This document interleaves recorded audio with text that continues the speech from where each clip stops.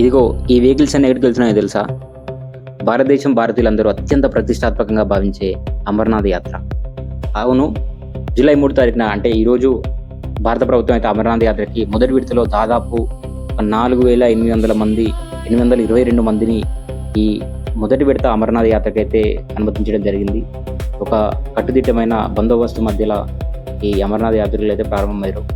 దాదాపు 57 రోజుల పాటు కొనసాగే ఈ అమర్నాథ్ యాత్ర ఈరోజు ప్రారంభమై ఆగస్టు 28 తారీఖున అంటే రక్షాబంధన్ దినోత్సవం రోజున ఈ యాత్ర ముగించే అవకాశాలు అయితే కనిపిస్తున్నాయి.